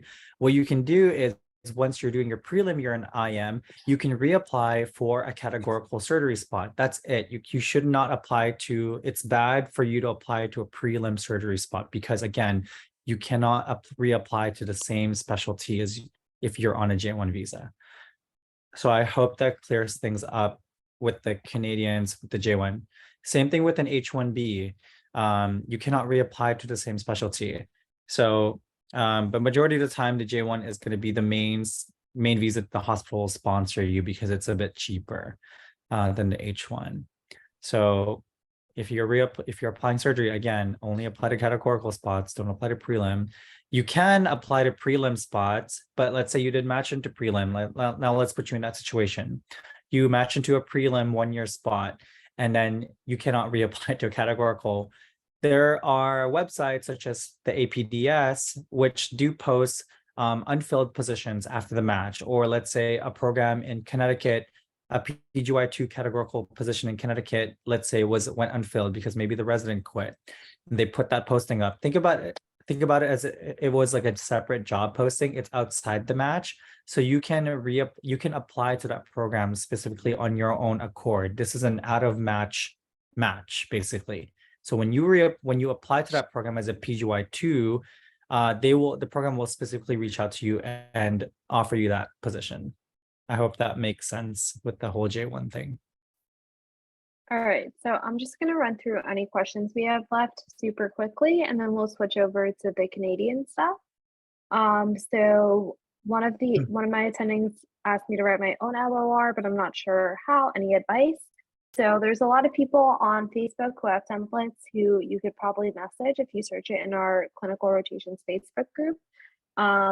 If you have any LORs from undergrad or anything else that you've seen, you can kind of model it off of that. But I think a safe general structure is start with whoever's writing the letter, their credentials and how they know you. So how long they've been working with students or whatever, what their specialty is, in what capacity you worked with them, and then maybe talk a little bit about like kind of characteristics you showed during the rotation and maybe 1 or 2 examples of that.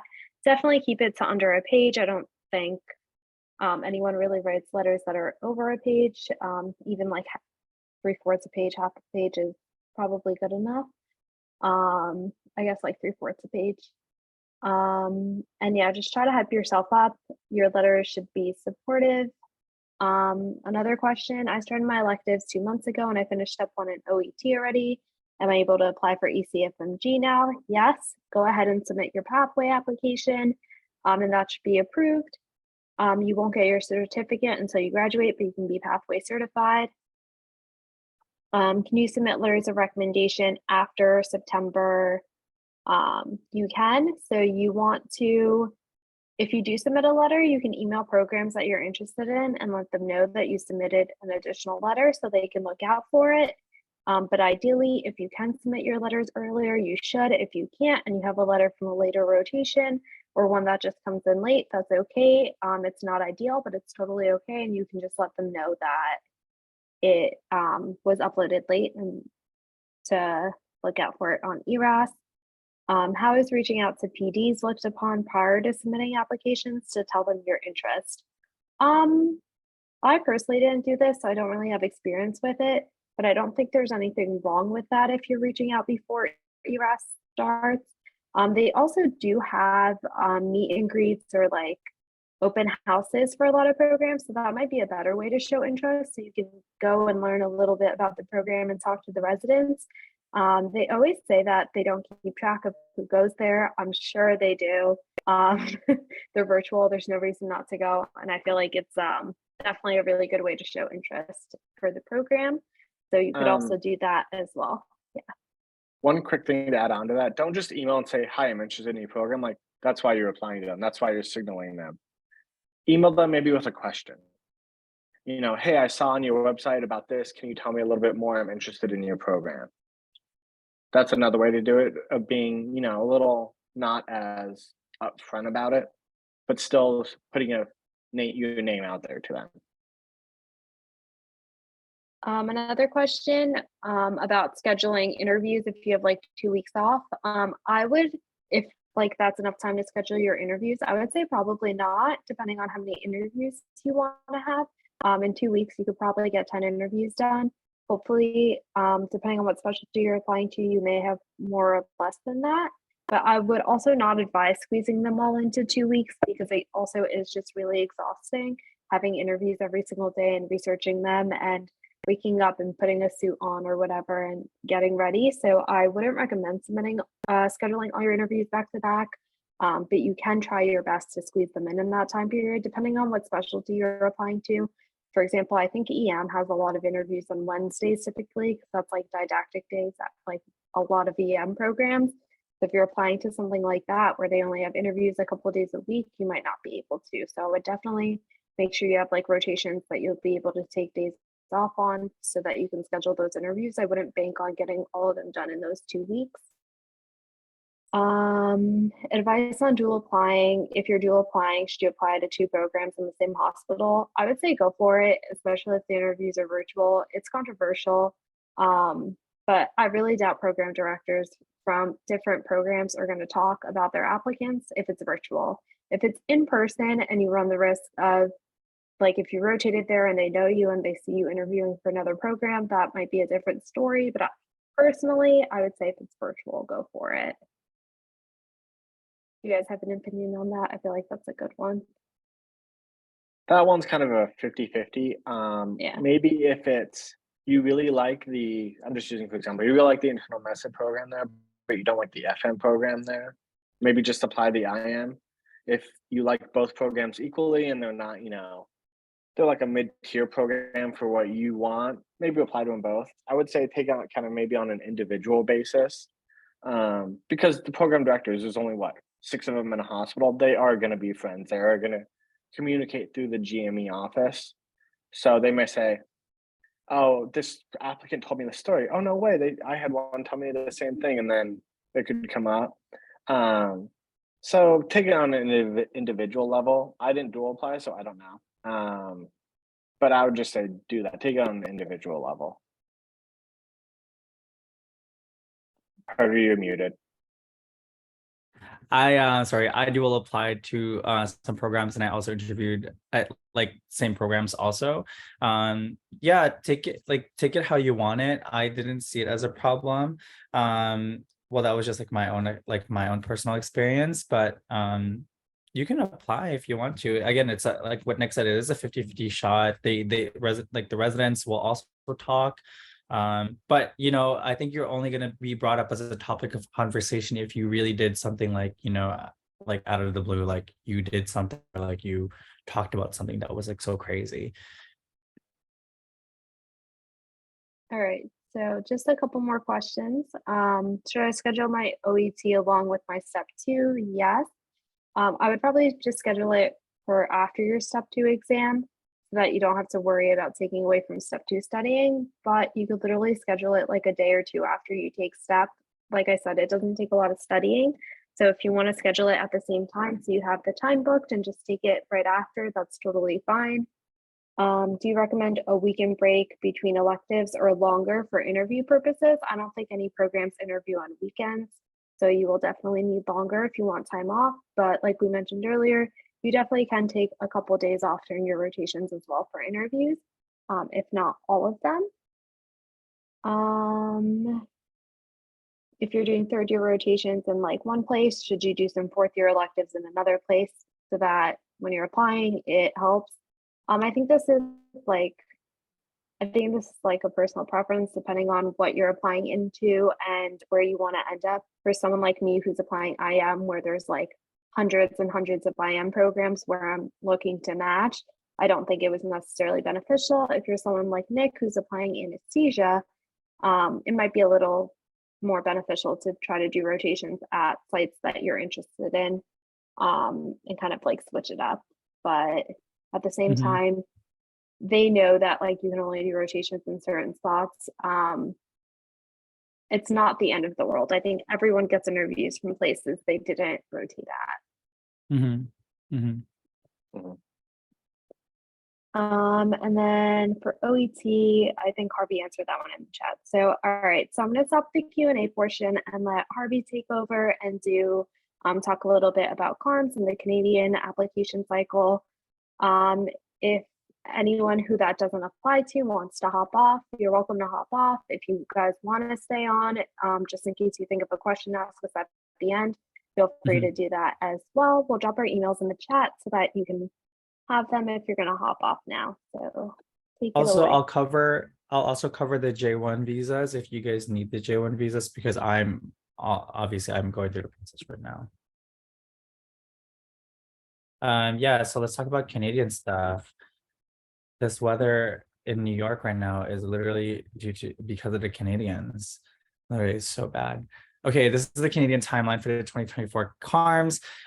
So obviously spring has already sprung. We're kind of in the summer. So you need to take 2 exams in order for you to get in. For you to be eligible to apply, you need to take the QE1, which is just a part 1 out of 2. And this is typically a step 2 portion of the exam. It covers step 1 and step 2. And it's an 8-hour exam. The first 4 hours, I think it's 7 hours actually. The first 4 hours in the morning are multiple choice cases, multiple choice. And the second part of the afternoon are just cases. I think it is kind of like reminiscent of what step 3 is, which is you do a little bit more of the clinical cases. Mind you, to put into perspective, the QE1, the Canadian medical students take this after they've graduated medical school during their intern year, versus us 4th years or the incoming 4th years, where you guys are applying for a Canadian match. You do have to take it during your 4th year.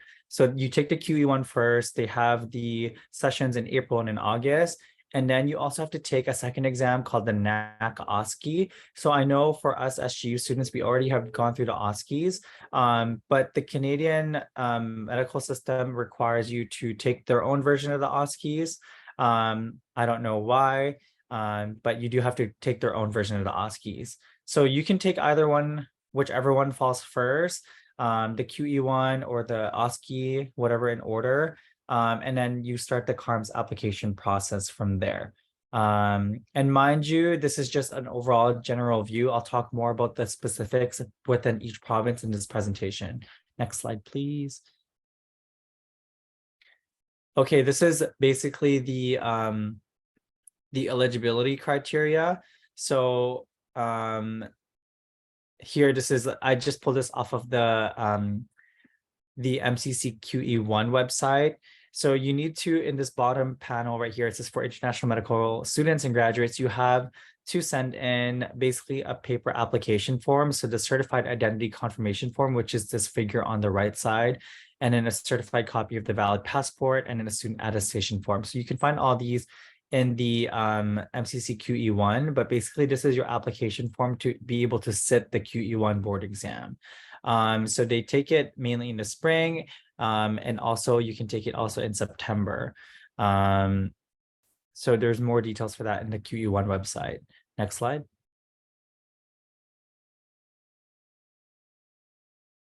Nick. Next slide. Here we go. So those are your session dates that's available in 2023 right now. So obviously April to 12 to May 24th has already passed. So the next slot available for you to take the exam to be eligible for this coming year is in between August 23rd to September 20th, from October 18th to also November 8th. Next slide. I think that's when we start talking about the timeline.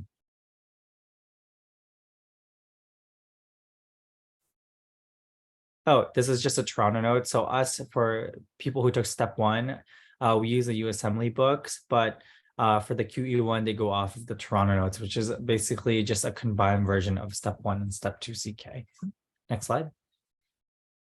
So this is the CARMS application cycle. So CARMS specifically opens on September 20th. Mind you, the CARMS cycle runs a bit later than the NRMP cycle. So also the match is also, I think, a week after the NRP match. So it opens specifically on the 20th, and then you can start selecting programs to look at on November 1st.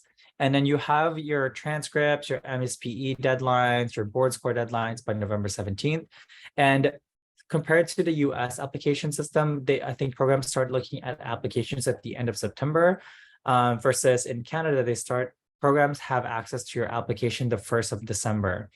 The interview period is also kind of pushed back.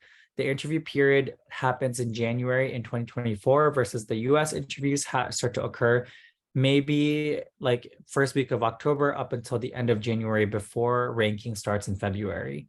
And also match day here is going to be March 19th. So a little bit delayed. They have their own kind of like niche kind of timeline. Next slide.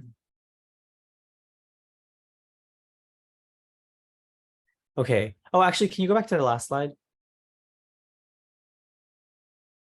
So here are the deadlines for transcripts, and I think board scores occur around November, and then you also typically want to get them in before the file review begins on the 1st of December. So if you go back to the previous slide, the last date or cycle, like review period or whatever test taking period, last slide, yeah, is August 23rd to September 20th. So if you take your QE1 between October, the 2 slides back, Nick. If you take your QE1 between October 18th to November 8th, and it takes around 2 to 4 weeks for your exam to come back, it might be pushing it. It could be more worrisome, but I would just basically take the exam between August 23rd to September 20th if you were looking to apply. It's only June now, so you still have time to review, and also probably still have time to take step 2 CK and also the QE1. I had a friend who took QE1 directly, I think 2 weeks after they took step 2. So it does cover the same kind of questions, but the Canadians, I think they also study off of UWorld step 2 CK. That's what my friends in Canada were doing when they were studying for the QE1. So there is a lot of crossover within content. Next slide. Next. Okay, this is kind of a breakdown of specific province requirements. So the first iteration is basically the match. It's the first and second iteration are just matches. So the first iteration is basically match day. If you didn't match on the first iteration, compared to the US where SOAP happens within the same week of match, there's a month in between the first and second iteration. So if you didn't match in the first iteration, you get about a month, you get access to the unfilled positions, and you reapply for the second iteration, which happens like a month after the first match. I do want to put your pay attention to the return of service because this is unique to Canada as IMGs. So there's two types of return of services. So for me as a Canadian, I match in the States and I have a return of service maximum of 2 years. And so I have to come back to Canada and serve as an attending physician for 2 years and then work. After that, I can work anywhere else. If you as a Canadian who went to an international medical school matched in Canada, you have to do a return of service equivalent to the length of your residency. So for example, general surgery is 5 years in Canada. So if I had matched into a gen surg program in Canada, and specifically, let's say Toronto, I have to do, that's a 5-year program, I have to do a 5-year return of service in Canada.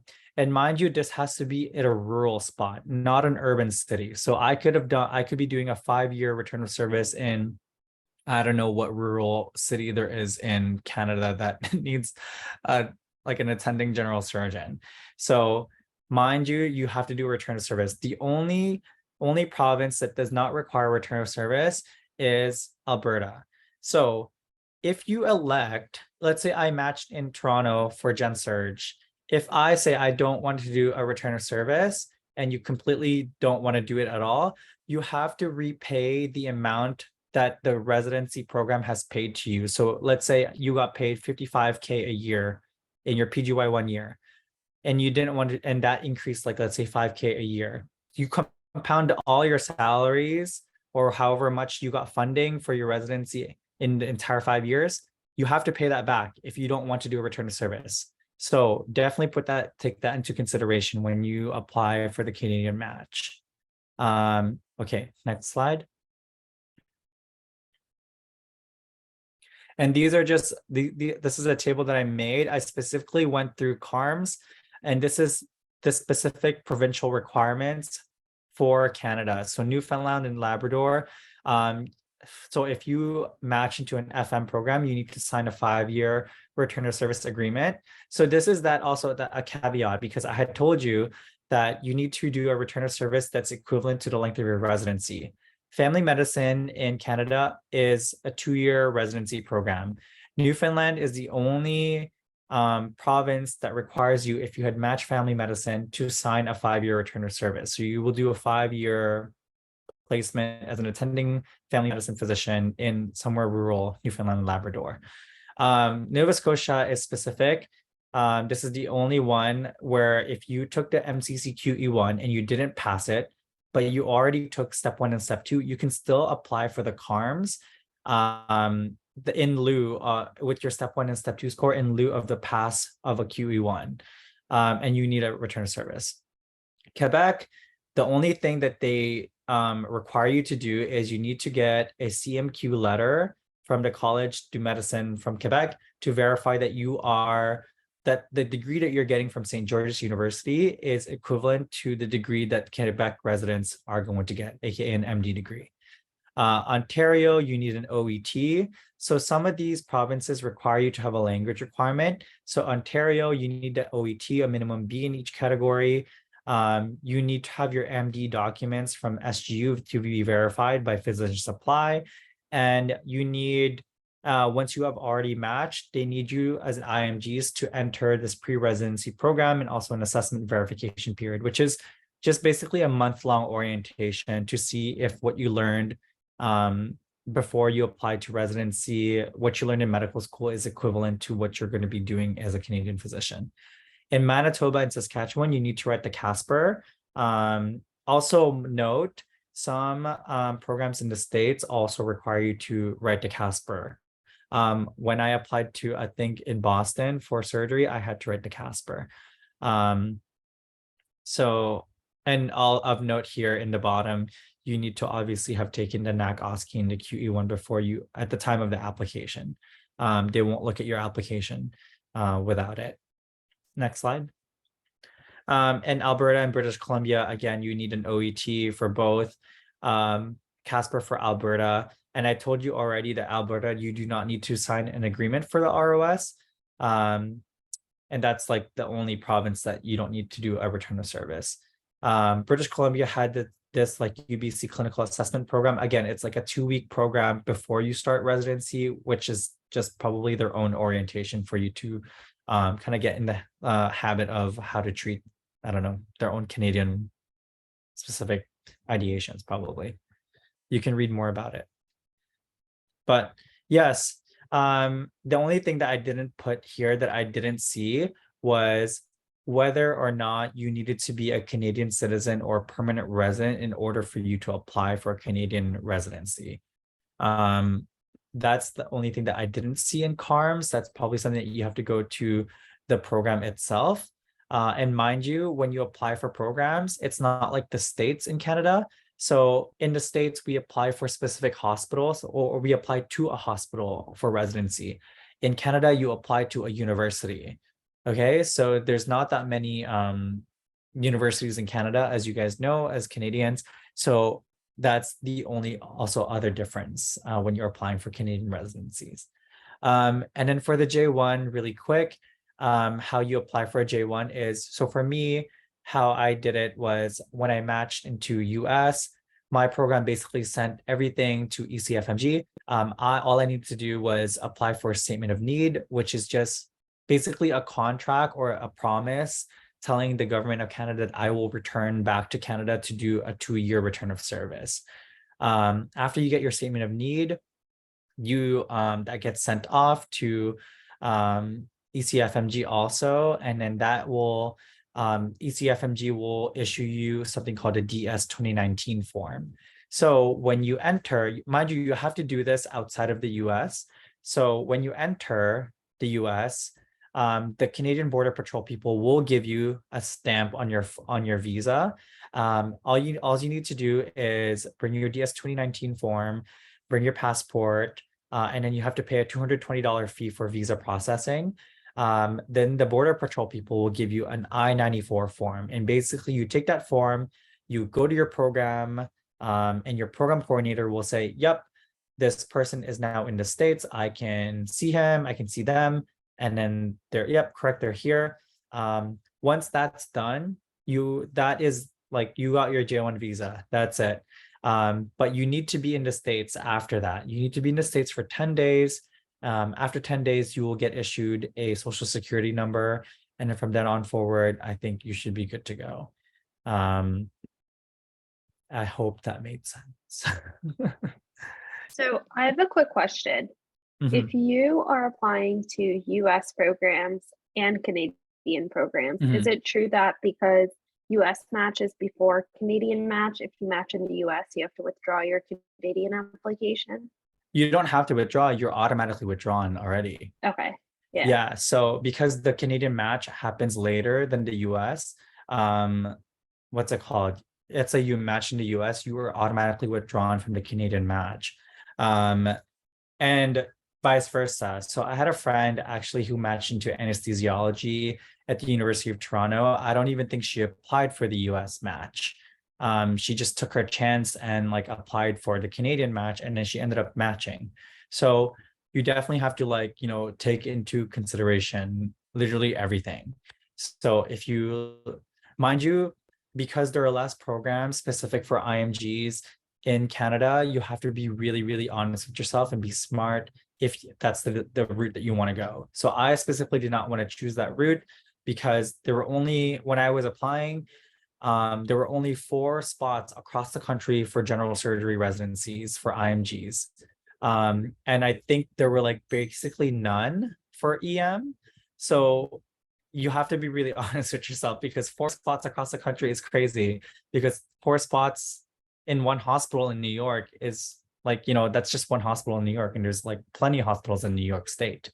So you have to be really honest with yourself. Also, the QE1 and ENAC OSCE are actually very expensive. They're actually more expensive than step 1 and step 2 together. So again, be honest with yourself if that's the route that you want to go.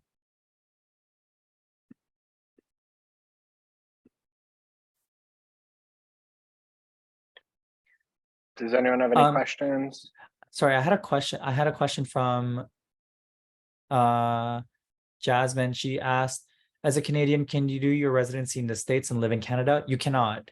So you have to be physically in the States. I know Detroit is an SU clinical site, and I know a lot of my Canadian friends elect to be in Detroit because they can travel by car in and out of the country, but you cannot. So right when you enter the country on a J1 visa, you have to be in the country. Traveling within the States is totally fine, but when you have to travel internationally on a J1 visa, you have to apply for a travel DS 2019. So which is basically you have to appeal to your program coordinator, you have to apply through them, and they will approve of it. The program coordinator and ECFMG, the governing body, will approve of this travel DS 2019 with specific dates, and those are the only specific dates that you can travel in and out of the country from. So you cannot, you have to be physically in the States to be doing your residency on a J1 visa.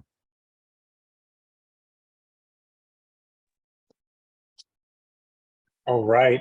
Well, we want to thank you guys for sure. We definitely appreciate all the help. I'm sure we'll have more questions. If you guys do have questions, you can reach out. All three of these guys are available on Facebook. I'm sure, Harvey, you're obviously on Facebook as well. Yes. Yeah. Reachable. Okay. Just double checking. Okay, great. And I know Pooja and Nick are as well. So you can find them there.